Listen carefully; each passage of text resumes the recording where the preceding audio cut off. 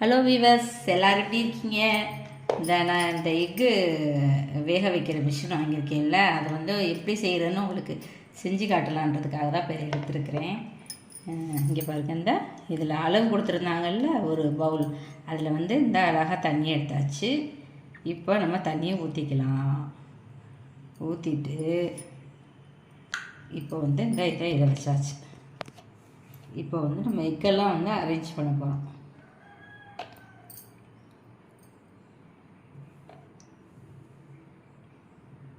நான் வேக வச்சுட்டு உங்களுக்கு உரித்து காட்டுறேன் எப்படி வந்திருக்குன்னு. சரிங்களா? ரொம்ப ஹார்டாக இருக்கா இல்லை ரொம்ப லேசாக சாஃப்டாக வந்திருக்கா அப்படின்றத நான் உங்களுக்கு காட்டுறேன். இந்த சுவிட்ச் போட்டாச்சு, ஆன் ஆயிடுச்சு. இது பாயில் ஆனோன்னா அதுவே ஆஃப் ஆயிரும். ஆஃப் ஆனோடனே இதோடைய உள்ளே எப்படி இருக்குன்றதை நான் உங்களுக்கு பிரித்து உரித்து காட்டுறேன். ஓகேவா?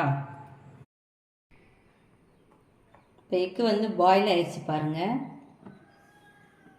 பாயில் ஆயிடுச்சு. இப்போ ஆஃப் பண்ணிவிட்டு நான் உங்களுக்கு குறித்து காட்டுறேன் எப்படி இருக்குன்னு.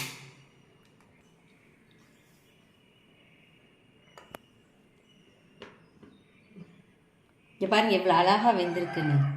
நம்ம சட்டியில் போட்டோன்னு வச்சுக்கோங்களேன், ஒன்றோட ஒன்று உரசிக்கிட்டு அந்த தண்ணியெல்லாம் வெளியில் வந்துட்டு பார்க்குறதுக்கே ஒரு மாதிரி டர்ட்டியாக இருக்கும். இப்போ பாருங்கள் எவ்வளோ அழகாக ஒன்றோட ஒன்று டச் இல்லாமல் வந்திருக்குன்னு. இதை புரிச்சு காட்டுறேன் எவ்வளோ சாஃப்டாக இருக்குன்னு பார்க்கலாம், இல்லை ஹார்டாக இருக்கான்னு பார்க்கலாம்.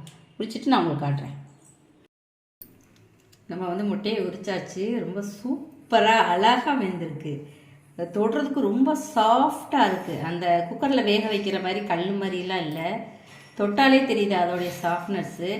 எனக்கு இந்த ப்ராடக்ட் ரொம்ப ரொம்ப ரொம்ப பிடிச்சிருக்கு. ஏன்னா சட்டியில் ஒரு 15 நிமிஷம் வேக வச்சு அது ஒன்றோட ஒன்றா கிராச் ஆகி ஒரு 4 2 முட்டை நல்லா இருக்காது, பாதி தான் நல்லாயிருக்கும். இதில் பாருங்கள் எல்லாமே அழகாக வந்திருக்கு. பார்க்குறதுக்கு ரொம்ப ரொம்ப அழகாக இருக்குது. எனக்கு ரொம்ப ரொம்ப பிடிச்சிருக்கு. உங்களுக்கும் பிடிச்சிருந்தா இதை வாங்கி நீங்களும் இந்த கேஸை மிச்சப்படுத்துங்க. வீடியோ பிடிச்சிருந்தா லைக் பண்ணுங்கள். பாய்.